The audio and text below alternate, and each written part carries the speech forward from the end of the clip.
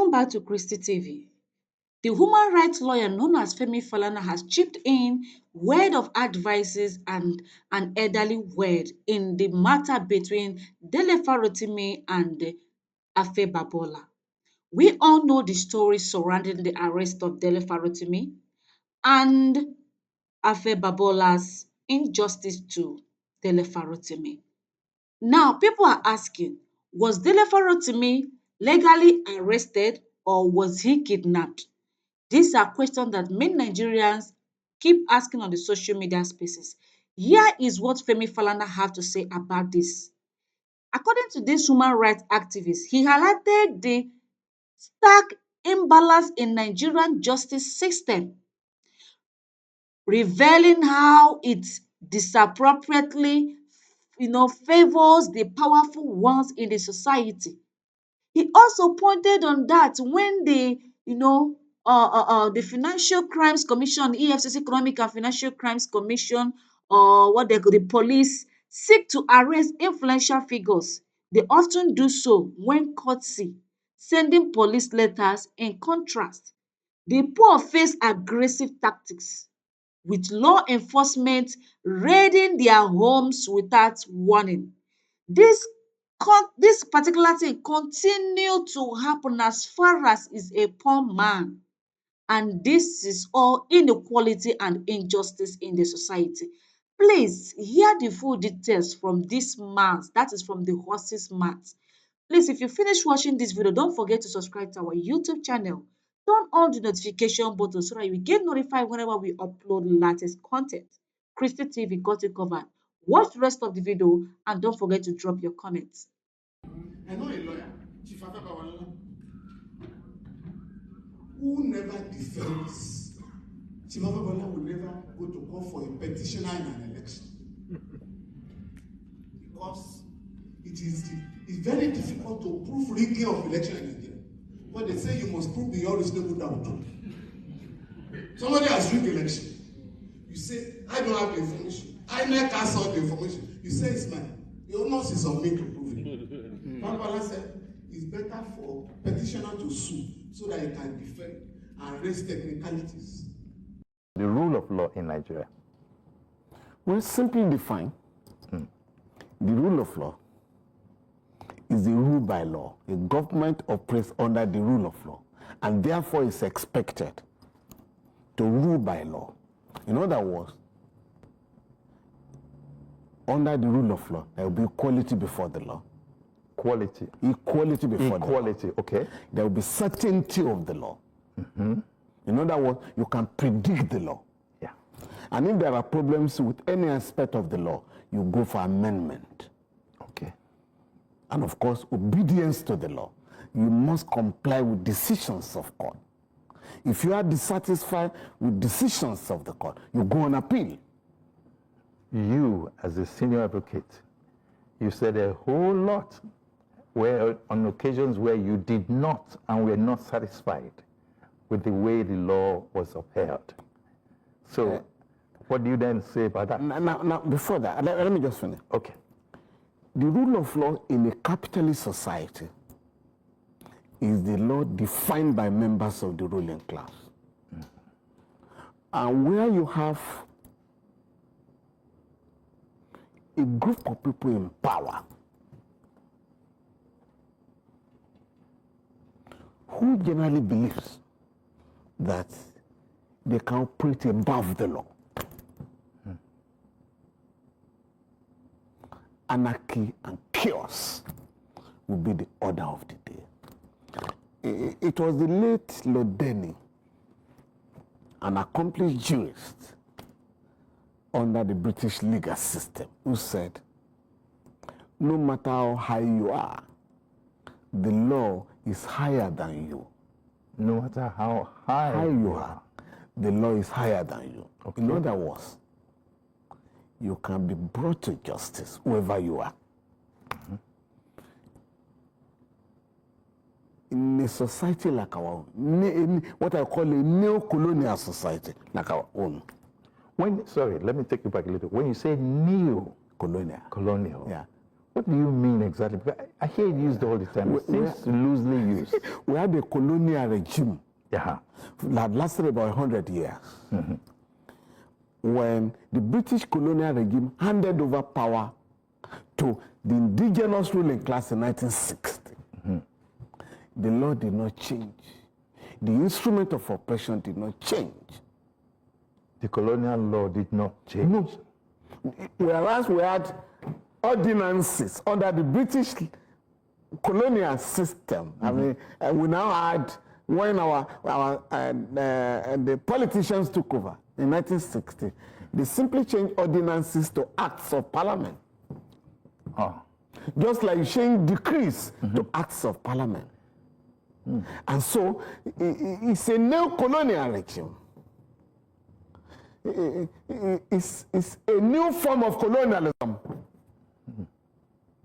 For instance, the British set up the armed forces and the police, essentially to extort money from our people, collect taxes, more than our people whenever they protested, and they killed many of them. What did Nigerians do that took over from the colonialists? They simply retained those structures of oppression. The police, the armed forces, other security agencies, without demilitarizing them, without giving them a new form of ideology, as it were. So they thought, even though the white guys had left, they decided to protect the same interests, the interests of the ruling class.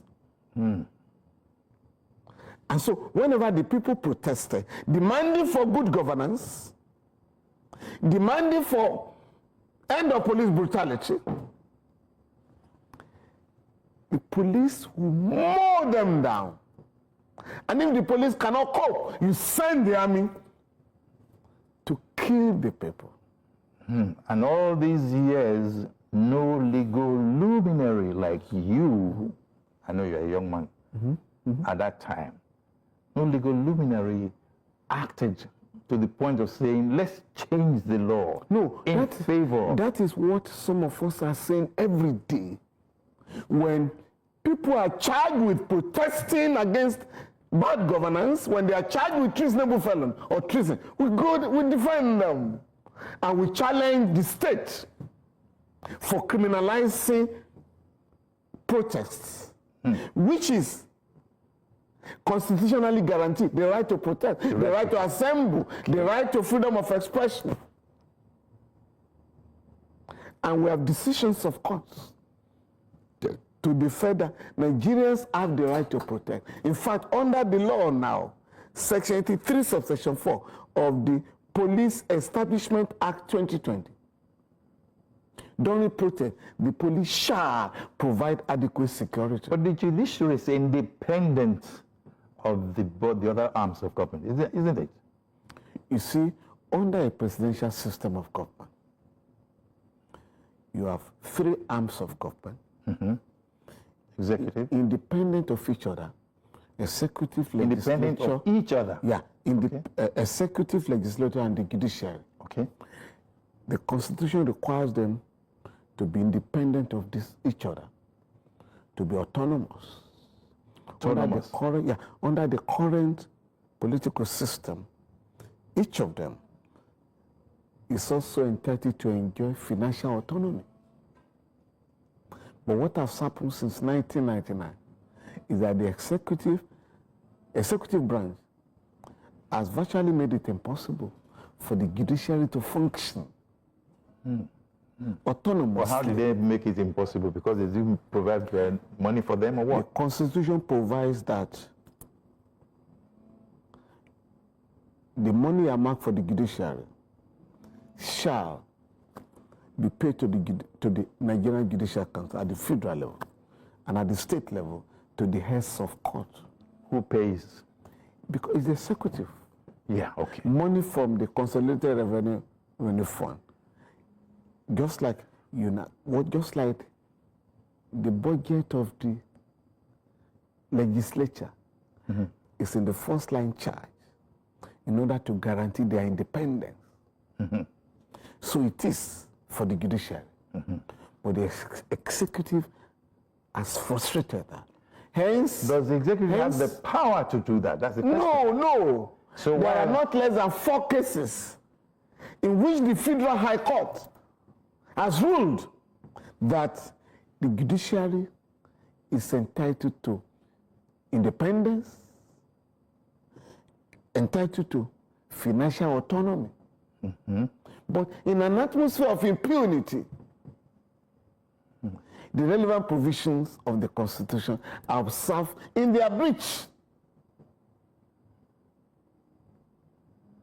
And so, hence, I mean, for instance, Sonny, under the current political system, whenever you have a new government, after an election, a new government is constituted, vehicles are bought for ministers. Vehicles are bought for legislators. By the same executive? No, by the executive, by the legislature. I see. They budget, judiciary. Yeah, they budget for their cars. But when it comes to the turn of the judiciary, judges are normally assembled by governors to come and receive keys of cars. Sometimes those cars are being replaced after 8 or 10 years. But that's anomalous. Of course. To the Constitution. So, yes. And you want to give houses to judges. You assemble them. Why is the judiciary not enforcing or insisting on the following of the Constitution? Why? The judiciary has attempted. Judiciary staff have gone on strike regularly. The bar has repeatedly insisted that the judiciary be allowed to enjoy financial autonomy. The 2023 amendment of the Constitution reiterated the independence of the judiciary and the legislature, even at state levels. So reiterated, and yet nothing was done. No, nothing was done. Okay. We are now saying, with effect from 2025 Appropriation Act or budget, we should ensure that the relevant provisions of the Constitution that provides for judicial independence are actualized in the interest of political stability, in line with the provisions of the Constitution. I mean, as you were speaking, I just remembered an issue concerning the 3 tiers of government, where you have the presidency or executive, yes, still the same executive. Legislature. The governorship, and then the local government. Yes. And for a long time, the local governments didn't have any say after the governorship. But suddenly, I think in the last 1 year or so, there's been some level of autonomy granted them. Is that correct? No, a few months ago. A few months ago, thank you. Okay. The Supreme Court ruled that the local governments in the country constitute the 3rd tier of government. Okay. And that therefore, they're entitled to independence. And that in line with Section 7 of the Constitution, the system of the local government shall be by democratically elected councils. To that extent, no governor has the power to dissolve local government, elected local government, and replace them with caretaker committees or sole administrators. And the Supreme Court went further to say the monthly statutory allocations of local government shall be paid to them directly. Okay, well, at this point, I'm just going to take a short break, and when we get back, we'll be demanding for the explanation of the rule of law. No, not the rule of law this time, freedom of speech. So we'll be right back with Barrister Femi Falana, SAN.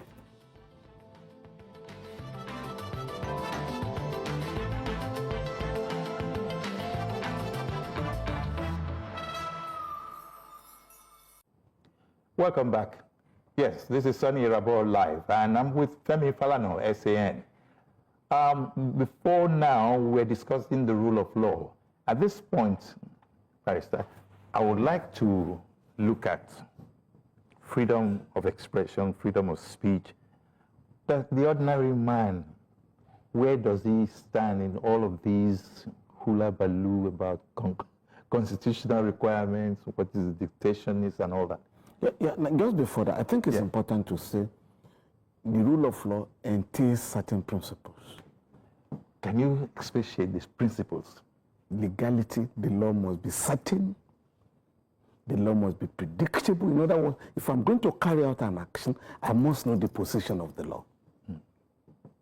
Must be separation of powers, which we discussed earlier. You must have an independent, impartial judiciary to be able to determine the rights of citizens or among citizens and the rights of citizens and government. And that the judiciary must be able to ensure that the powers of government are not absolute. Did you see what happened in Korea just a few days ago? Yes. The president who called for some martial law, and then the people turned against him. Because they were quoting the law in the Constitution. Of course. That cannot happen here. Why not? Why not? When you mobilize the people, and that is the duty of political parties. But here, political parties exist for election. And elections are badly conducted. Ghana just had an election, a presidential election. There was no restriction of movement. Everybody went to the post to cast their votes. And you went back to your office or your home. No carrying of ballot boxes. There were no saints. Why is Nigeria so different? Because of impunity. Those who should ensure there is rule of law behave as if they are not under the control of law. So instead of rule of law, we have rule of rulers. I'll try not to laugh. Rule of rulers. And nobody can question them. Is that what No, you say? they can be questioned. They're being questioned. But they're not responding. But you see, not everybody appreciates that we must have the government under control, under the control of the people, under the control of the Constitution. And that where officials of the government commit offenses, including breaches of the Constitution, they must be brought to book. And that is the only way you can run a country on the basis of law. Okay, let's go to the freedom of expression, freedom of speech. Well, Section 39 of the Constitution and Article 9 of the African Charter on Human and People's Rights Act guarantee the right of every citizen, everybody in Nigeria, to freedom of expression. But it is not an absolute right. What do you mean, absolute right? For instance, Sonny, my right ends where your own begins. In other words, I cannot take advantage of my right to freedom of speech. If I express myself. To malign you or defame you. Okay. I can also not take advantage of my freedom of speech to go out there and incite people to violence. So there is a limit to every freedom guaranteed by the Constitution, be it right to personal liberty, right to fair hearing, right to property, right to freedom of association, and so on and so forth. all those rights are limited in the public interest. And if you are going to encroach on them, on any of them, you must do it in line with the stipulation of the Constitution. There's a trending case that's going on now. Dele Farotimi, who was, alleged to have been abducted from Lagos to Ado-Ekiti and then held by the police. Then he was taken to court and then was detained. I saw the bail denied. I saw the video. Yes. And I want to say that he was arrested in Lagos. He was what? Arrested in Lagos. In Lagos, yeah. Only ordinary people are abducted. You don't abduct a lawyer. Okay. Can you explain that better? It's a class society. Class society. You know,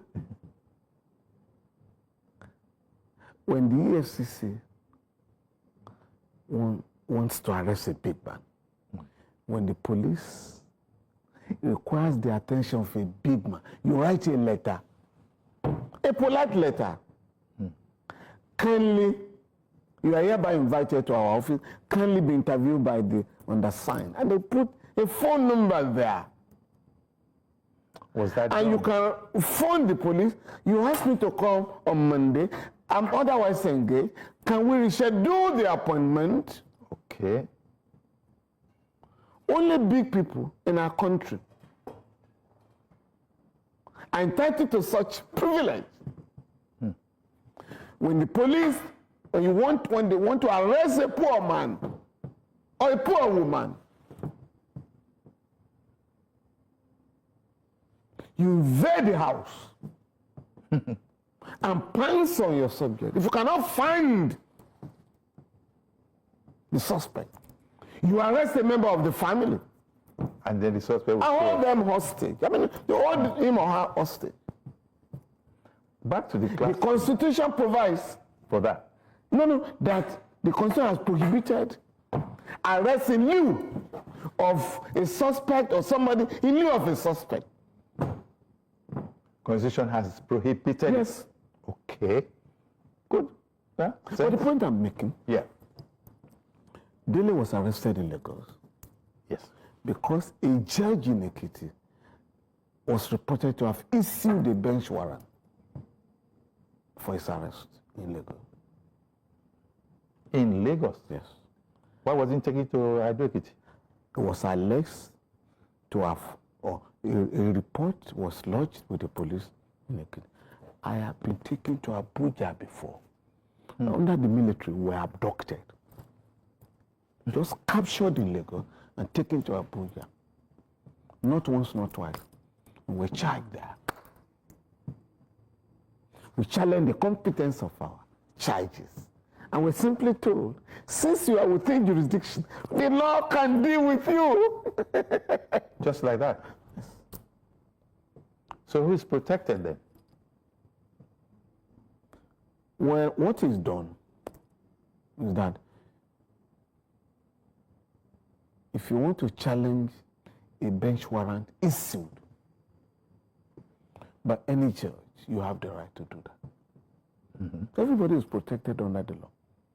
But once you are alleged to have committed an offense, or there is reasonable suspicion that you committed an offense, the law allows you to be arrested. So in this case now, Which case? Dele Farotimi's matter, is he in detention? Has he been arrested? Is he in prison? What is he? He was taken to Ado-Ekiti Yeah. and arraigned before a magistrate. Arraigned, okay. And the magistrate ordered his remand in a correctional center. That's a new name for prison, right?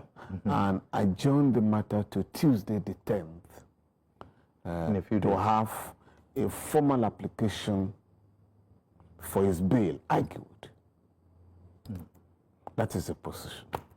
What do you have to say on matters like this? On Such an issue. I cannot comment further on the matter because it is pending in court. Whatever I say may be prejudicial. and it will not be fair to preempt the magistrate. Would that be a due process or not a due process? That would be a breach of due process. It's a breach of due process? Yeah, once a matter is pending before a court. Okay. No. My questioning you and you responding is a breach. It will be a breach of due process if I begin to run commentary on a matter that is pending before a magistrate in a competent court of law. I see. Okay. All right. I think let's go on, because this matter gets me to the point where when experts like you analyze situations like this for us, then we are being taught, about a lot of things about the law. But then, where does the man who does not have the class, status, as you said, where lies his hope in issues like this? Well, not a lawyer is again, and this is unfortunate. Nigerians are not taking advantage of the provisions of the law.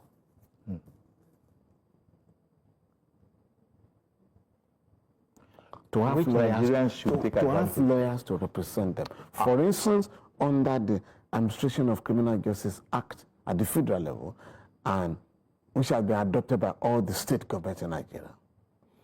If a suspect is arrested by the police or any law enforcement agency, on getting to the station or the detention center, the police, at their own expense, shall contact his or her family members or next of kin to say, to declare that Mr. So and so or Mrs. So and so is in our custody. Sometimes there's always the issue of contacting the relations. Of course. Does the police always do that? No, it's not done. So people are looking for their loved ones. For instance, they may be in Ogba police station. Their family members may assume that maybe they had an accident, they are visiting hospitals, or you may even feel they have been kidnapped. That's number one. Number two, what I'm saying is, any Nigerian taken to a police station must demand to contact his or her family member or his lawyer. If you have no access to a lawyer, of course, you are entitled to contact your lawyer. If you have no access to a lawyer, if you don't have the means to engage the services of a lawyer, the police shall contact the delegate council, if you so desire, to provide a lawyer for you at the expense of the government. But it is said that in Dele's case, Dele Farotimi's case, I'm sorry, I'm bringing it back. Yes. The police even went to the extent, it is said, of ensuring that even his chambers, his law office, his staff there, their phones, their whatever, were all seized, and they were almost incommunicado. You see what the police do in Nigeria in a situation like that is to prevent you from communicating with. Okay, I'm going to play a video for you to listen to. Yes, then maybe we'll hear your views on that. Absolutely. Let's hear that video. Walked into what used to be his office. And whilst he was there, I was walking, and then I heard this commotion. I heard the commotion, and I opened my door, and I saw some men in jeans, and they had a vest, RRX, Rapid Response Squad, and they had guns. And one of them walked towards me and said, "Give me your phone." And I said, "Why do you want my phone?" And he said, "I'm going to shoot you, give me my phone." And he took my phone from me, and then I followed him, trying to inquire. Yes, he threatened to shoot me. Okay. So I walked towards him, inquiring, "Who are you? What?" And he said, then he raised his gun and said he was going to shoot me if I come near him. So I stood where I was, and then I saw them walk with Mr. Farotimi down through the lounge where we were standing, and then they went down. Okay, you saw that video. What's your take on it? You see, again, I told you earlier, a court in Ekiti had issued a bench warrant for Mr. Farotimi's arrest. What the police did was to execute the bench warrant. Why such threat? For instance,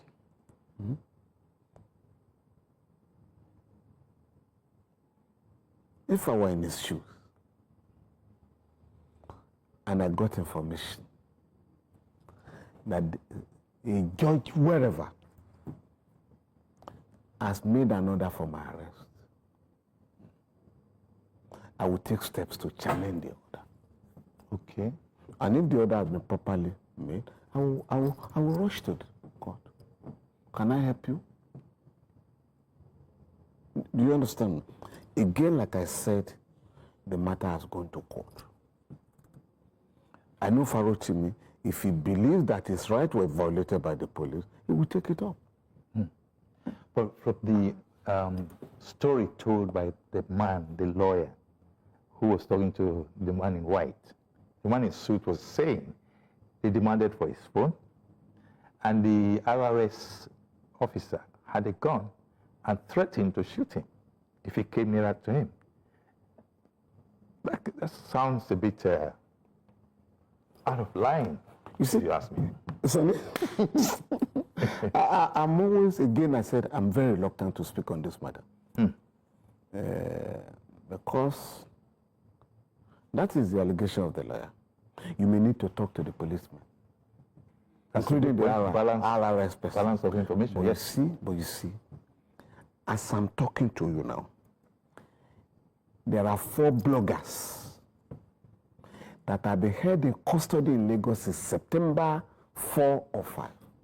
And not released. For allegedly defaming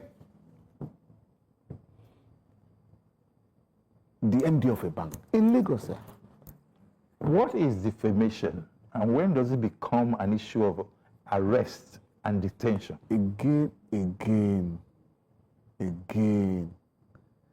that is a matter the court will have to sort out.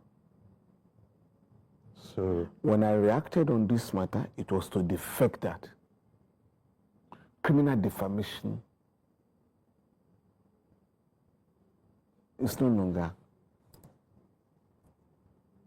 part of the criminal law of Lagos State. That is going to be the issue to be resolved in a case. okay. We'll just take another break before we get to the final of this whole conversation. It's a very sensitive one, but very interesting. We'll be right back after the break, then we'll discuss some more on the rights of the individual.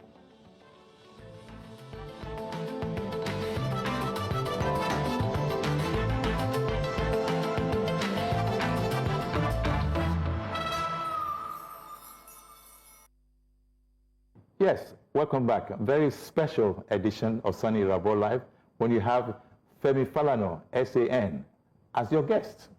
Right, you were trying to conclude some of your thoughts, as you were saying, but then I need to quickly let you know that we have a CCTV recording of that same invasion of Dele Farotimi's office. But you want to finish what you were saying before I ask for it to be played back? Or should we play it back right now? No, I've seen it. You say, okay, you have even seen it. All right, let's play it back. So let's hear your thoughts on it. Can you play back? Okay.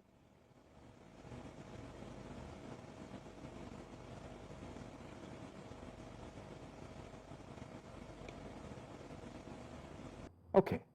Now, you saw that CCTV. You saw someone in uniform come to a table, draw the table, pick something, and went out. My assumption is that that could be the phone belonging to the lawyer that he alluded to. All right, so when you see all of these things in a country that is democratic and that has respect for the rule of law, what do you think of all of this? And then, of course, don't forget what you were going to say. Again, I said, I don't want to be judgmental. Because I haven't carried out an investigation. I've not talked to anybody in respect of what you have just shown me. That's all I see. Why haven't you carried out an investigation? My position, because I get reports of arrests every day in this country. And I know what to look out for. But the point I'm making to you, Okay. if I'm wanted by the court, Yes. I will rush there. I won't allow my office to be invaded. Right? 2, an office has been invaded. The matter is in court. There is a limit to which you and I can run a commentary. I made the point earlier. So we must allow the court to do its job. The problem with today's life and journalism is the way things, the technology. No, you see, for us, you're a journalist, I'm a lawyer. Yeah. I can be taken for contempt if I continue to run any commentary on the case in court. But I have a right to Whereas- give the people the information they deserve to know. But I'm giving it out. You and I are giving it as much as we can under the law. All right. Now, what is the National Judicial Council? Judicial Council? What is it? What is that? What is their role? What is that all about, really? National Judicial The Council. role of the National Judicial Council, essentially, is to manage the affairs of judges in Nigeria. Manage the affairs of judges. Manage the budget of the judiciary, recommend candidates for appointment to either the president or the governor. I mean, those who want to become judges. Also, discipline judges. Recommend their suspension or removal. Those who have been found wanting. So they do not interfere with the judgments. No. The NGs only require judges to turn in their reports. Say, in a quarter, how many judgments that have been delivered. Okay. And if you fail to deliver a particular number of judgments, you may be sanctioned. So the NJC is supposed to be some form, is that a form of regulatory authorization? It's a regulatory body. But seems to have It's been in watered charge of down. the affairs of the judiciary of the country. Right. It also protects the judges and recommends discipline for those who are found wanting. Now, I'm trying to set more things. In cases of judicial misconduct, how effective has the NJC been in holding erring judges accountable? Now, I can tell you, and this will interest you, in Nigeria today, the NJC is the most effective body in terms of discipline members of the judiciary. Neither the executive, neither the executive nor the judiciary, nor the legislature has such an effective body that can take on some members that are alleged to have breached either the provisions of the law or violated the rights of parties before them. Investigate them, give those who make allegations the opportunity to present their case, allow the judges to also defend themselves, and then the agency will make appropriate recommendations. Okay. Now, we have less than a minute to go, but I just want to ask you what your advice would be to the entire 3 steps or tripod: the executive, the legislature, and the judiciary. What do you advise them regarding the Constitution and the way the laws are upheld? It's difficult for me to give advice. I'm not a special advisor. I would rather want to ask the Nigerian people to hold people in government accountable. How? Right now, there's an ongoing debate on new tax reforms. It's been a ding-dong affair between the legislature, or rather between the presidency and the governors. And of course, and the matter is being debated in the National Assembly, in both houses of the National Assembly. The people must be factored into the discussion. The workers must make their position clear. Academics, even students, because the fate of Tech Fund is being discussed. Student loans is being discussed. VAT is being discussed. The business community must be part of the discussion. The Manufacturer Association of Nigeria must be part of the discussion. So you can't discuss the taxes of the country In isolation. in isolation of these vital sectors of the economy. And the government exists. As far as the Constitution is concerned, the welfare and security of the people shall be the primary purpose of government. So if you are going to discuss, you want to have more money through taxation, the question is, what will the money be used for? Will it be like the case of removal of fuel subsidy that will lead to more money for the three tiers of government without any attempt to improve the quality of the life of every citizen in our country? Or are you increasing taxation so that we can abolish illiteracy in our country and promote the right to education of every citizen? Are we increasing taxation so that the right of health of every citizen will be guaranteed? Are we increasing taxation to improve social services in the country? Or we just want to increase taxes to have more money in the kitty for members of the government? These are the issues. The rule of law in Nigeria. Dele Farotimi's arrest and other injustice being meted on the innocent citizens of Nigeria has been touched by this man known as Femi Falana. I don't know if actually you learned something from this video you just watched. For me, I learned a lot. If you know that this video you watched, what for someone else to watch it as well and enjoy it, do well to share this video. I want this particular video to go viral. We need more people to come and view this. This kind thing no dey too go viral, but I wan make this one go viral. Don't forget to subscribe if you never do so. And stay tuned for more updates. Na Christy TV got you covered. Stay tuned for more and thank you for watching.